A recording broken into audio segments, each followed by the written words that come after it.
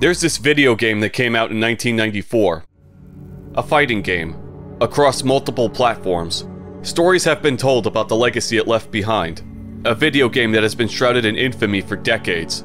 A mere mention of this game's existence strikes fear into the hearts of even the most fearless gamers. A game so unspeakably sinister that campaigns to banish its existence from our world were made. Today we're going to find out if the legends are true, or greatly exaggerated. Is this really the worst fighting game ever made? It wasn't uncommon to see celebrities starring in their own video game. Michael Jackson's Moonwalker is one of the first things to come to mind. A game where you play as the king of pop in his quest to save children. Michael! Yeah, this game aged horribly. Or Chaos in the Windy City starring Michael Jordan, Magic Johnson's Fast Break, Charles Barkley's Shut Up and Jam, or Lee Carvalho's Putting Challenge. This game is real and I'm gonna find it, damn it. Perhaps one of the most famous celebrity-endorsed games of all time has to be Mike Tyson's Punch-Out, where you actually get to fight Iron Mike himself. Or if you're Mike Tyson, you can enjoy fighting yourself, because overcoming yourself is the greatest struggle we as humans will ever face in our lifetime, and Tyson is impossible to beat in that game.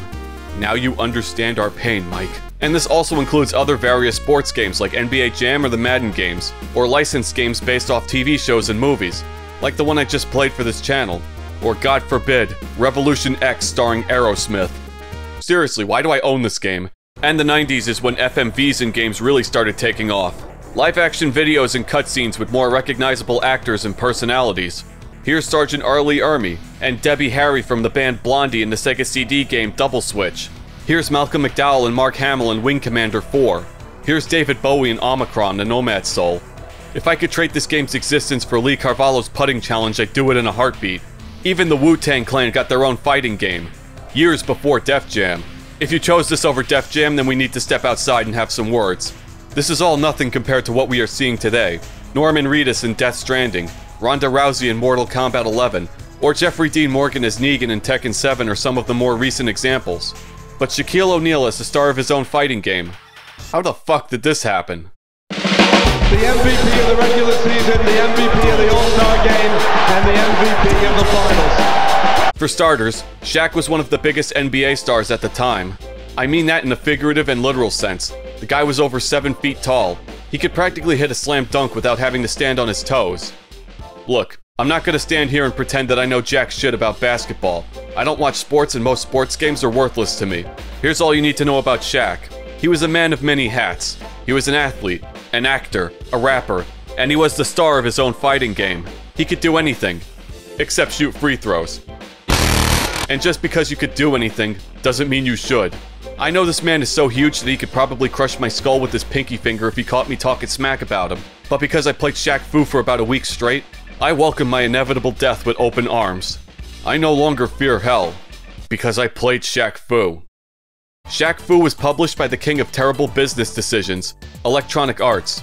We've all heard about the horror stories that came from EA, a company that settled not one, but 2 class action lawsuits over unpaid overtime.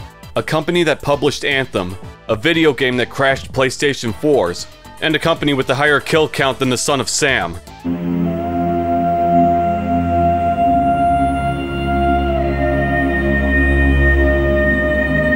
But surprisingly, they didn't kill the developer for Shaq-Fu, Delphine Software International.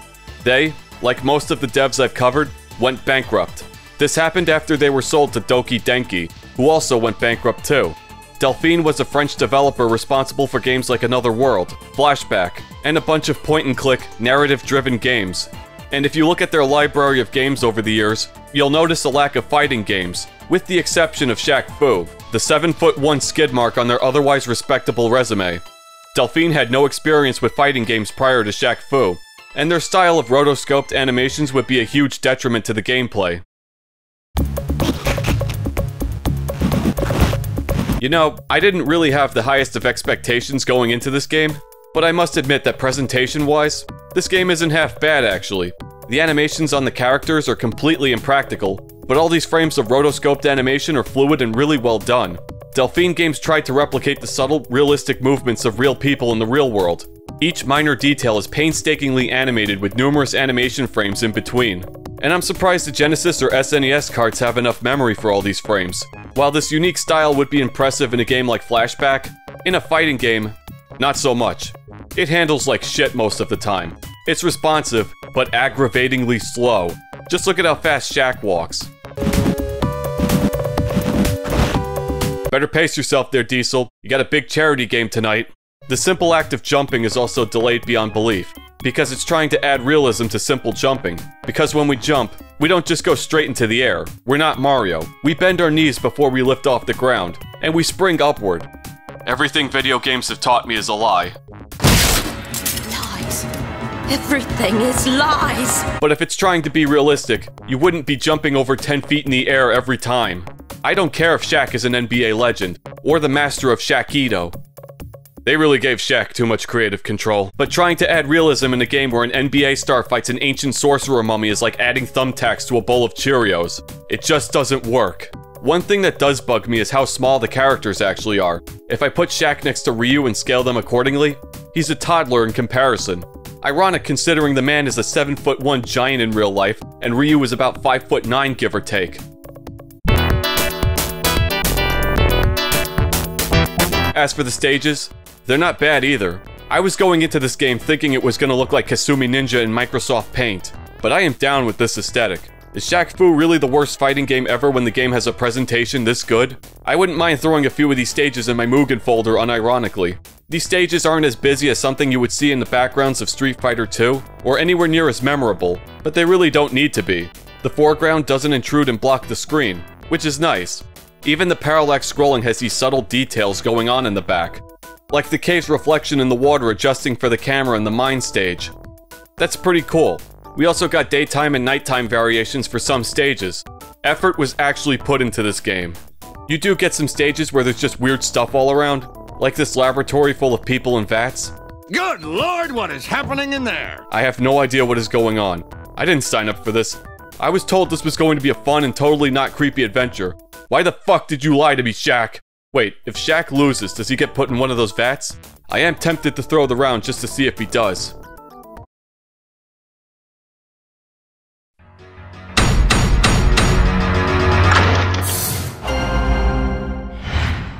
Well, I think it's time we delve into the rich lore of Shaq-Fu. Many years ago, a sorcerer named Set Ra had a complete stranglehold on the second world, assuming complete control of its entirety. They couldn't come up with something like Outworld or Universe A. Second World was the best they can do. Whatever. Although his conquest was successful and his goals achieved, the second world was not enough to satisfy Set Ra's lust for power. He sought to expand his influence even further beyond, with the aid of a beast created from his own shadow called Beast. They really are creative with their names, aren't they? Beast would travel to the first world, a world we call Earth. He arrived in Egypt, where he would assassinate and overthrow the presiding pharaoh. Set Ra would assume the identity of the pharaoh himself, and assumed control from the former pharaoh's throne. Amet, the son of the pharaoh, plotted to expose Set Ra to all of his deceived followers as the pharaoh killer he was, but was powerless to stop him. Amet sought the aid of his grandfather, the monk, Laotsu the Wise, and with an army of wizards at Laotsu and Amet's side, Set Ra was defeated and imprisoned inside a pyramid, where he could do no harm. After a millennium of imprisonment, Beast had liberated his master from his tomb, and they sought revenge. But Set Ra was weakened by his defeat. In order to return to his former strength, and to end his exile from the First World, Set Ra devised a plan to perform a ritual on a descendant of Amet, a child called Nezu. Beast captures Nezu, and Set Ra uses his remaining powers to hypnotize the people, including the child and his grandfather. They would serve as gatekeepers whose only purpose is to serve their new king. With no one left to oppose him, Set Ra's conquest of Earth is only a matter of time. It's a pretty ambitious story for a game about some guy from the Orlando Magic beating the shit out of a mummy. That's fine and all, but where does Shaq fit into this? He's sightseeing in Tokyo. He's just killing time before his big charity basketball game, until he stumbles upon a small dojo. He meets this old man who tells him, "Hey, go through this portal to another dimension and save this child from a mummified sorcerer." Instead of telling the old man he's out of his fucking mind and leaving, Shaq just goes along with it, because the manual clearly states that a martial arts master who possesses strength, spirituality, courage, agility, intelligence, and unsurpassed skill can defeat Set Ra. And 4-time NBA champion and world-renowned rapper/movie star Shaquille O'Neal somehow fits all of this criteria. Because of course he does. And if Shaq told me he could carry the sky like the Titan Atlas, who am I to doubt him?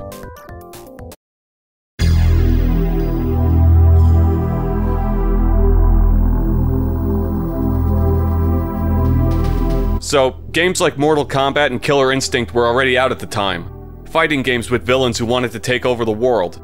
Of course! Fighting games with entire universes and backstories for each character are everywhere. And if a plot about a thousands-years-old conqueror from another realm plotting to take over our world sounds like Mortal Kombat to you, it's because it basically is Mortal Kombat. When Shaq-Fu was in development, they gave the Diesel a supervising position of some sort. They even let him come up with the title of the game. And that game was Shaq Attack. Watch out for the Shaq Attack! They changed it to Shaq-Fu. I'm starting to think Shaq Attack was the better title the more I think about it. Shaq was inspired by Mortal Kombat. He played a bunch of it, and he also had an affinity for classic martial arts movies, and wanted his game to have that kind of aesthetic. And those same movies, especially movies like Big Trouble in Little China, or any Bruce Lee film, would be a huge inspiration for Mortal Kombat as well. The only thing that really separated this game from Mortal Kombat was the lack of gore and fatalities. Unfortunately, you're not going to see Shaq rip the head and vertebrae off a small child. If you actually did, I'd stop this review right now and tell you to buy 10 copies of this game. If you watch the movies that Shaq made, and believe me, I tried, you'll see that Shaq is more geared towards making wholesome, kid-friendly content with a positive message. But what about rhyme?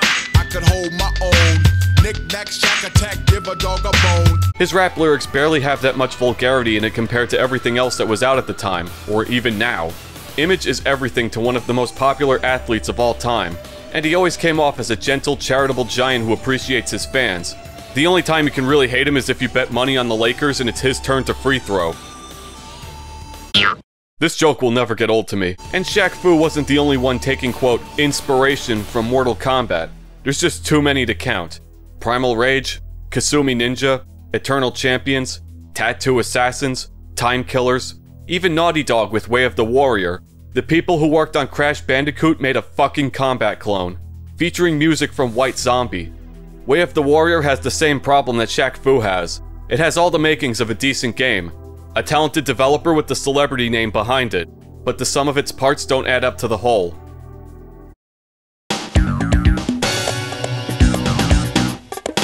I should also point out the cartridge design for the Genesis version.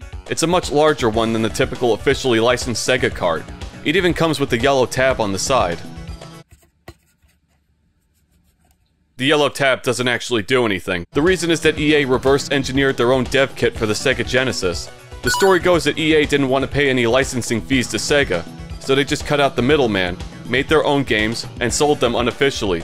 EA's side of the story was that they felt Nintendo's demands were unreasonable, so they went to Sega, and the situation wasn't much different either. Because they gave the middle finger to Sega and refused to pay their fees, EA made money hand over fist. After all, you can't spell steal without EA. But Sega would take legal action against EA and Fox Interactive in 2003, because they made and published a game called The Simpsons Road Rage, which would bear a striking resemblance to another popular Sega game, Crazy Taxi. Sega sued for patent infringement, and the case was settled out of court. It's safe to say that Sega and EA aren't exactly on the best of terms, and this game even came with a free CD included, a rap single, Stand and Deliver. Quick, come quick, now won't you follow? Spit, hits the mic back to my mouth. Damn, I swallow. My copy didn't come with the CD. It's probably for the best. For this video, we're using the Sega Genesis version of the game instead of the Super Nintendo, or the Game Gear version, or the Game Boy version, or the Commodore Amiga version. How many fucking versions of this game exist? I chose the Genesis version because it has more stages and more characters, same as the Amiga version, but the Super Nintendo version has about half the roster playable, and a bunch of stages are missing too. Which also means that a bunch of the music written by film and game composer Rafael Jesqua is also missing. How did so much content get pulled from the Super Nintendo version? It came out on the same day as the Genesis version, so I assume that corners were cut to meet deadlines. This is still an EA-published game. Shenanigans were bound to happen. Or maybe Genesis really does what Nintendo don't. As for Jesqua's music, it's not a bad soundtrack at all.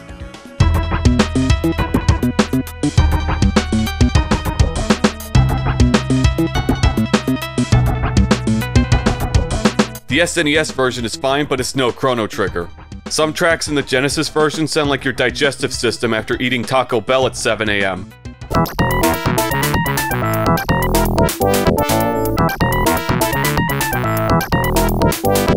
That's that Yamaha 2612 doing its magic. But overall, I don't hate it. It's not Gunstar Heroes, but it's not bad at all. Even if it gets a little too generic at times. Like here's this Indian guy, so let's give him some Indian sounding music.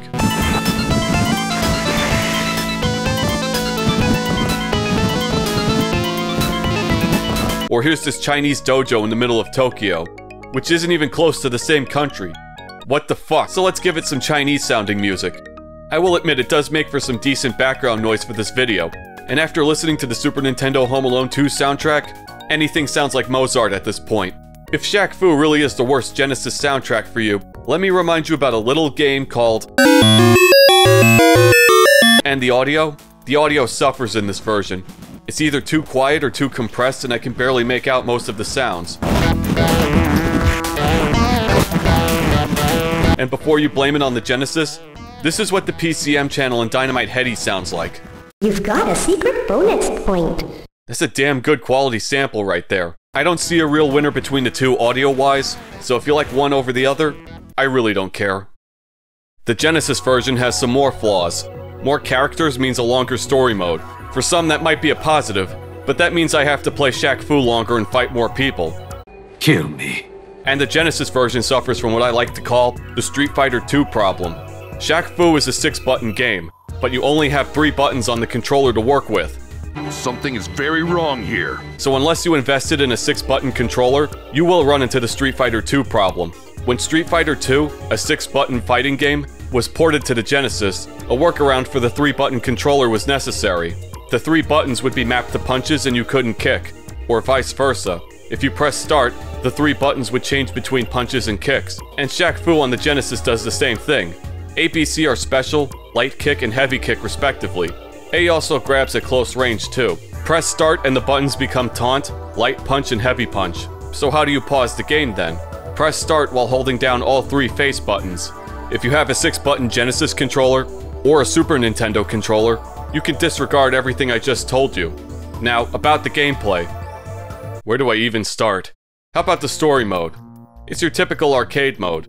Fight a bunch of people until you fight the big bad, then you win. But there's one thing that sets Shaq-Fu apart from most fighting games. This overworld map. Wait a minute, I've seen this before. This is the linchpin that holds this channel together. The overworld is pretty cool, actually. Oh, and there you are. The small group of pixels resembling what I think is Shaq. I think. But this overworld is a pretty neat touch. I would go as far as saying that Street Fighter VI ripped it off with its world tour. Balls in your court, Capcom. Basketball pun intended. Mortal Kombat wasn't even doing stuff like this until the Conquest mode in Deadly Alliance. Shaq-Fu, the pioneer of single-player fighting game campaigns. So you walk across the map and go to these landmarks where you fight some rando that looks like rejected concept art from a better fighting game. You can fight undead wizards, cyborgs, and other martial artists, with such memorable characters as Colonel, Voodoo, Raja, and some longshoreman named Diesel. Why am I fighting him? How did he wind up here? Did the old man in the beginning let him in too? He has no involvement in the story. He doesn't work for Set Ra or show any interest in the situation. He's just some guy from San Francisco working in the mines in another world, which also doesn't make sense. Did Shaq beat this guy up because his name is Diesel? Let's compare this story mode to a game like Tekken, and the same could be applied to most fighting games as well. In Tekken, everyone has their reasons for entering the King of Iron Fist tournament. Some were in it for the prize money and the Zaibatsu's control, while other characters had ulterior motives for entering the tournament. Law wants the money to start a dojo. Paul wants to be the strongest man in the universe. Kazuya and a bunch of people are there just to kill Heihachi. Yoshimitsu is a thief who wants to steal the prize money and give it to the poor because he's a filthy communist. But each character serves some purpose in the main story. Some more than others. But some characters, like Auroch here, don't actually help you even after you beat them. What is his purpose here? He just says, "Grrr," then we fight. Then he says he'll squash me like a bug next time. How? I just watched you turn into a pile of rocks and die. Does Auroch work for Setraw too? The game isn't clear about it at all. Same with Diesel. They're just there, but you need to beat them to unlock the gate to progress the story. But you can't progress the story because you get your ass handed to you by this old man. Because nobody in this game gave me a harder time than this fucker right here. I hate this bastard with a passion. Go back to the nursing home and watch some Matlock, you geriatric motherfucker. He's being controlled by Setraw to guard this gate. His name is Leotsu, but he's not the same Leotsu that stopped Setraw 1,000 years ago. It's confusing as hell. Because coming up with original names is too hard, I guess. I had to rewrite this entire script because of you assholes and your confusing game lore. Does Shaq even know who this guy is? He's supposed to be the grandfather of the kid that Setraw is after. Shaq just walks up to him and says, "I'm gonna rock your chair, Grandpa." Shaq's just out here beating the shit out of old people in longshoremen just for the hell of it. Speaking of, so what kind of fighting skills would some dock worker from San Francisco possibly have, in a world full of wizards and martial artists? Well, he has this knife. Zero. If I was building a tier list, he would be an S tier. I wish I was kidding. If I start caring enough about Shaq-Fu to start making a tier list, I encourage you to put a Glock to my head and pull the trigger because that's the point of no return for me. But do you know who would be at the very bottom of that tier list? It's not the child, not the fat bastard in the wasteland, and certainly not my favorite character in the whole game, Diesel. Shaq goes to the very bottom of the tier list. Easy. Because Shaq sucks in this game. It's funny, right? The star of his own game is the worst character. How the fuck did that happen? I don't know, but I can tell you why he sucks. His moveset is a pile of ass for starters. Just punches and lame kicks that don't combo into each other. This is the Shaquito he was bragging about, the extremely lethal martial art he founded. Just keep raising your foot like a dumbass and hope it hits. And it's faster to move while kicking than it is to walk as Shaq. I had to jump around and kick like a dumbass most of the time just to keep up with my opponent. How the hell did he make Rookie of the Year if this is as fast as he can walk? Christopher Pike could outrun him in his wheelchair. I say this because getting close enough to hit anybody is more than half of the battle.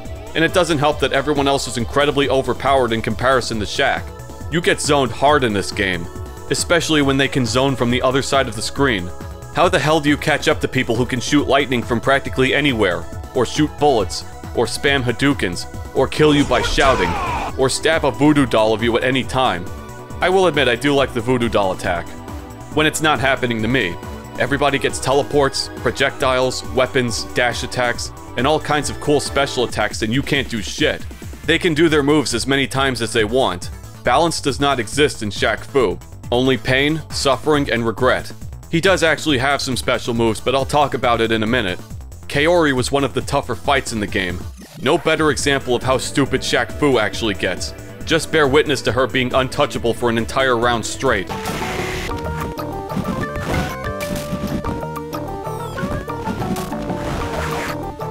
Some characters like Raja and Memphis have moves that cause the screen to flash. This is by far the most annoying thing in the game. It's disorienting and I can't see shit. And you know what really aggravates me?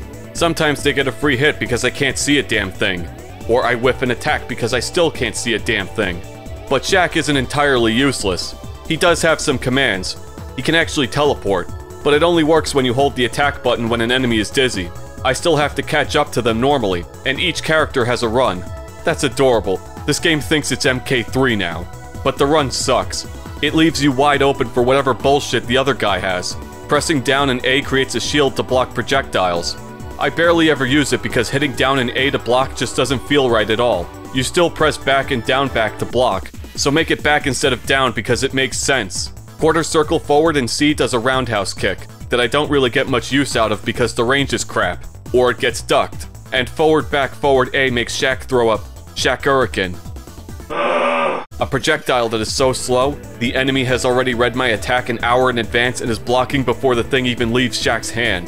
And this projectile gets outclassed by everything in this game. What's this dumb little thing going to do against a guy who summons lightning? And I haven't even started talking about the Fury meter. The flames of my rage will incinerate you. Instead of getting special meter, we have the Fury meter in its place. It works in a somewhat similar way that Rage works in Tekken. The meter fills up as you take damage. You'll start flashing red, and your damage output gets a significant boost when it maxes out, helping you turn the battle in your favor. And when you hit someone in Fury mode, they stay in Fury mode even longer. and not every character fills up on Fury at the same rate. Leotsu, for example, will probably die before he gets Rage because it takes forever for his meter to fill up.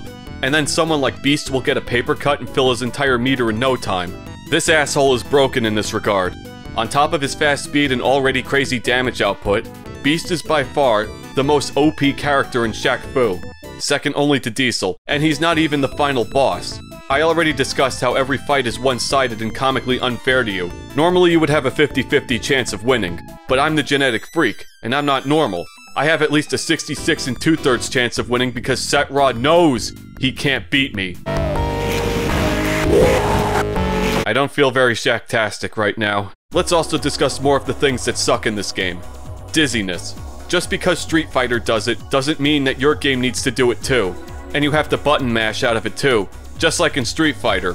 And while you're on the ground, you are vulnerable to a free hit, and it may even cost you the match. Just like in Tekken or Virtua Fighter.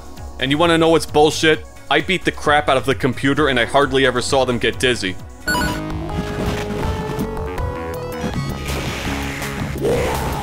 I got hit twice and I'm dizzy. I'm declaring war on France for this. But don't worry, your boy has a secret technique that is unrivaled. An ultimate technique. Witness the power of Shaquille.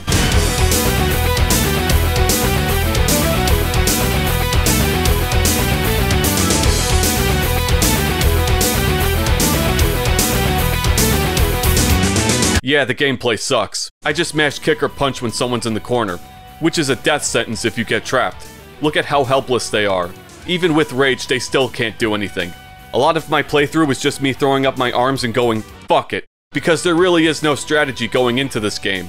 It's so unbalanced that I couldn't be bothered to give a shit. And yes, I did the same thing to Set-Ra as well, because he's an asshole. Shaq is the only one who can save the human race after all. Humanity's last effort. I'm not showing mercy to some ancient mummy. Just be grateful it was a one-on-one fight, not a free-throw competition, or we'd all be fucked. It's never gonna not be funny to me. Set-Ra himself is not very fun to fight. He's probably the most aggressive character in the game. He can dash and send his bandages from anywhere to hit you. He constantly teleports into a fireball or a dash. Good luck trying to catch him. Once I got him into the corner, it was just a matter of button mashing until he stopped breathing. You don't actually get to see Set-Ra die or Shaq land the final blow. He just says I'll be back, then Shaq leaves. Maybe he went back to his tomb and stayed there because the embarrassment of getting stomped by the star of Kazam was too great for him. Anyway, Shaq saves the kid and makes it to his charity basketball game in time, when suddenly Beast shows up on the court. This is one of the greatest redemption arcs I've ever seen. Beast, with no chains to hold him down, and his evil master defeated, must find a new purpose in his life. With no malice left in his heart, he chooses to play basketball against the Magics. For charity, of course. Maybe he'll get drafted if he's good enough, but this still doesn't absolve him of all the shit he put me through. You know, I thought I was done with this game. I thought it was finally over. I managed to save Nezu, and fought the best fighters the Second World could throw at me. I could put this game to bed and go back to playing real video games like Lee Carvalho's putting challenge. But I was wrong. Dead wrong. Here's duel mode. Originally, I thought this was just a two-player versus mode. And it still is. I didn't play it because nobody I know is willing to join me in a competitive match of Shaq-Fu without a rag soaked in chloroform and some duct tape to convince them. But if you play this mode with just one player, you start the arcade mode. Why not just have the arcade mode in the title screen? Because it would make too much sense. Obviously. But each character has their own unique ending when you beat the arcade mode. It's just a story mode without the story or the overworld map. Of course I played to see Diesel's ending. Because why wouldn't I? He gets tired of busting kneecaps and becomes a hermit. This was definitely worth it. So, Shaq-Fu. Is this the worst fighting game of all time? It's hard to say yes when the presentation was this good. Delphine just had this unrivaled aesthetic that aged pretty well in my opinion. That, and putting the words, worst fighting game ever, in the thumbnail for some cheap clickbait doesn't sit right with me. Especially if I were to make about 20 more videos with the same title. As for fighting games that looked and played like shit and could be considered the worst, Google search Mortal Kombat clones, and they all make Shaq-Fu look like Third Strike by comparison. But if a game is going to be the worst, it has to fail in every single regard. It has to look and sound like dog shit, and it has to play like dog shit too. While Shaq-Fu looked good on the outside, it was not very fun to play to say the least. This game came out around the time games like Street Fighter II, Virtua Fighter, and Mortal Kombat were dominating the arcades and home consoles. Killer Instinct literally came out the same day. People got to experience quality fighting games left and right. Games that looked better, sounded better, and played way better than Shaq-Fu. So why even bother? It's not like this game was gonna get people to stop playing those games anytime soon. Would you honestly play Shaq-Fu over Street Fighter? No fucking way. This game got panned hard by critics and gamers, and websites were dedicated to finding every single copy of the game and breaking them. I don't even think the preservationists and collectors could be bothered to give a shit about Shaq-Fu. Nobody likes this game. And somehow, someway, this game got a sequel, A Legend Reborn, a $450,000 crowdfunded beat-em-up, from a celebrity whose net worth is around $400 million. You all got fucking scammed. Do I really need to make another long-form review for that game? I'm a poor Chinese rickshaw driver from a town called Hung Lo. I think I'm gonna keep my 20 bucks. And another sequel was planned prior to A Legend Reborn, but it got cancelled. For obvious reasons. In conclusion, Shaq-Fu sucks. Go play the superior basketball game, Barkley Shut Up and Jam Gaiden, and spend your 20 Neo shekels on that instead.